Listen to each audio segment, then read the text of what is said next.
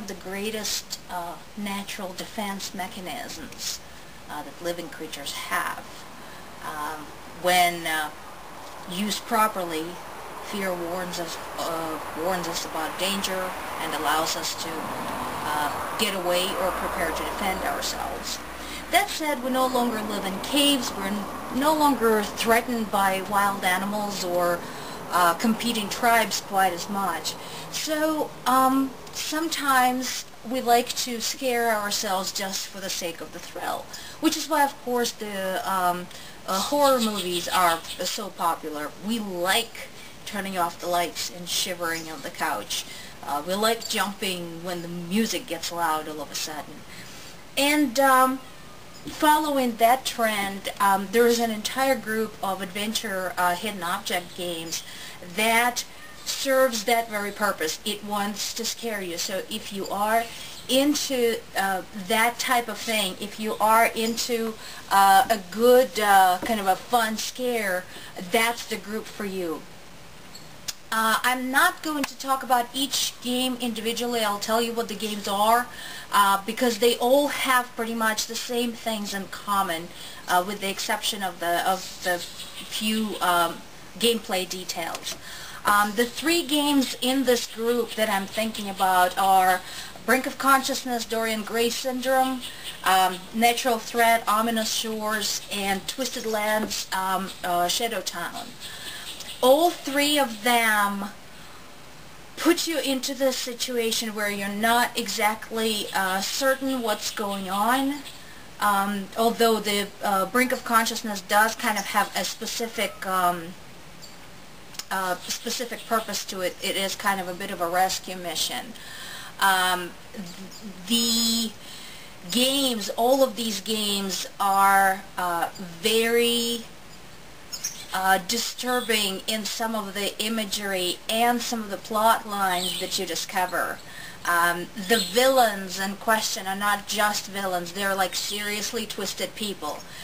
And to the very end, you are not certain whether you're going to win or lose. And even when you do win, if you win, it's kind of a questionable situation. You're not quite certain if it's really over yet. And the game makers purposely make it so that you're wondering, is there more, is there a sequel? Twisted Lands, you have seen this one before. I have reviewed it, the first installment of it, the Twisted Lands Insomniac, and that was a pretty weird one. So Shadow Town continues in that vein, and you will see some of the characters that you have seen in the Insomniac. Natural Threat and Twisted Lands do not have maps. You just have to figure it out, and there is definitely a lot of going back and forth, which is a little bit confusing.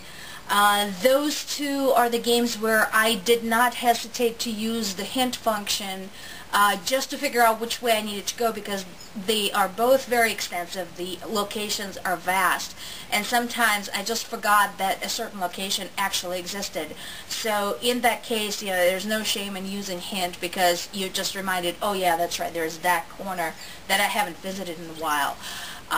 Brink of Consciousness, Dorian Gray Syndrome does have a good map.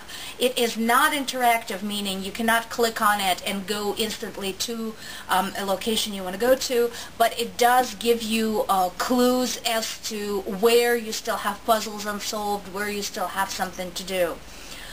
Eventually, something to think about, in the Brink of Consciousness, you have to remember that as the game progresses, you have more to do at the newer locations that you discover and less to do at the older location. Eventually you're going to have an entire area of the map that is just inactive because you have already done everything there.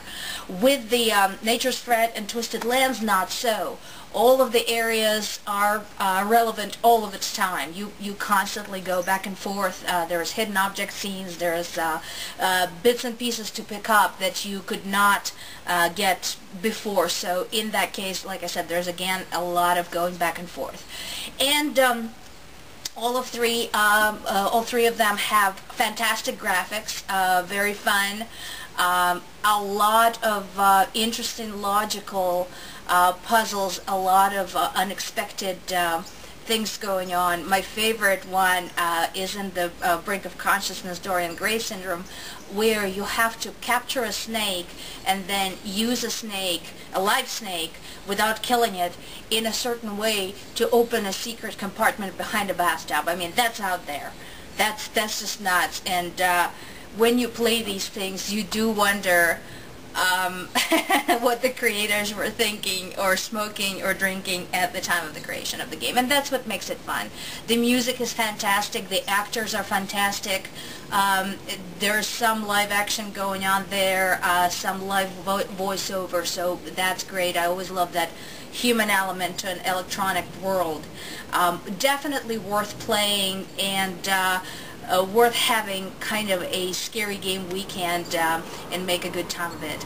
Until we talk again, this is Maria K, Miss Review Central. Bye.